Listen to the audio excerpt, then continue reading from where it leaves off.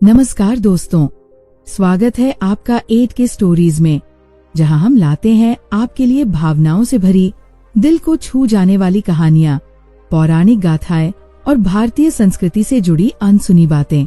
आज की कहानी आपको रक्षाबंधन के उस पावन बंधन की गहराई से रूबरू कराएगी, जो केवल एक धागा नहीं बल्कि एक वचन है, सुरक्षा, प्रेम और समर्पण का। रक्षाबंधन भारतीय संस्कृति का वह पर्व है जो भाई बहन के अटूट प्रेम, सुरक्षा और विश्वास का प्रतीक है।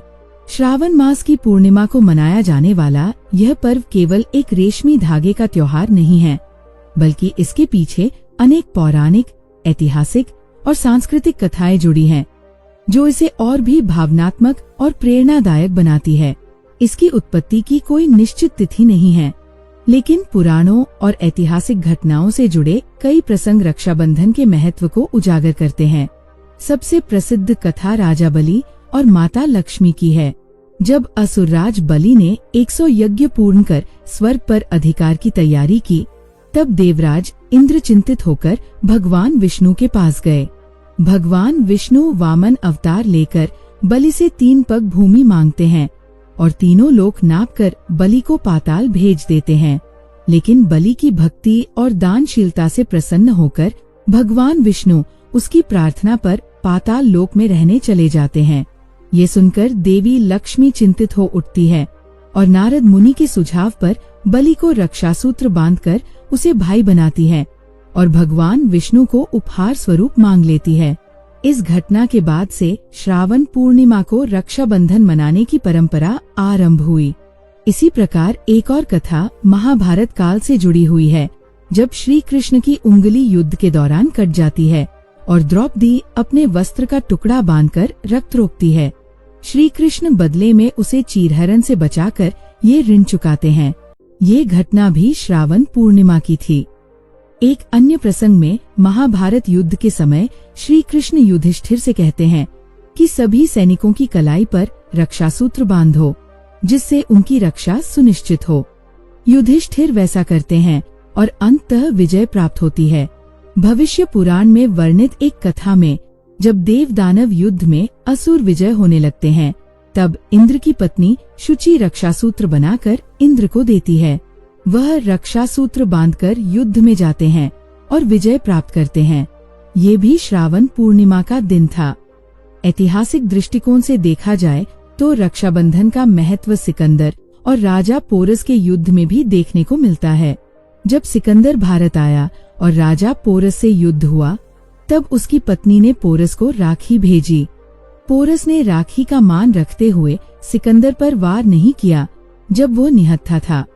यही नहीं, चित्तौड़ की रानी कर्णवती ने भी रक्षाबंधन की भावना को नया रूप दिया, जब उन्होंने मुगल बादशाह हुमायूं को राखी भेजकर अपनी रक्षा की गुहार लगाई।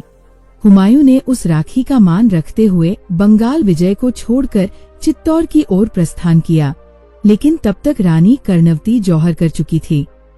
फिर भी हुमायूं ने बहादुर शाह को हराकर शासन रानी के पुत्र को सौंपा।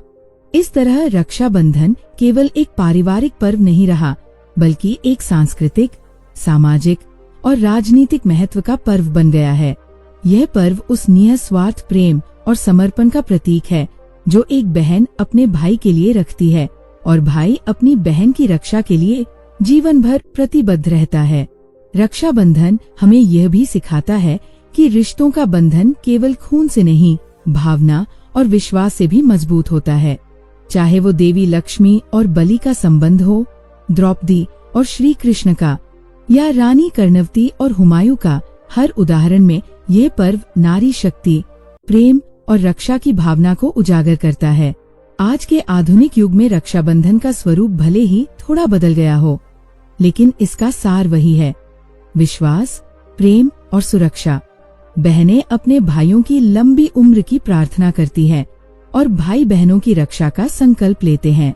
यह पर्व हमें रिश्तों की अहमियत और उनकी आत्मीयता की याद दिलाता है, जिससे हमारा सामाजिक ताना बाना और भी मजबूत होता है।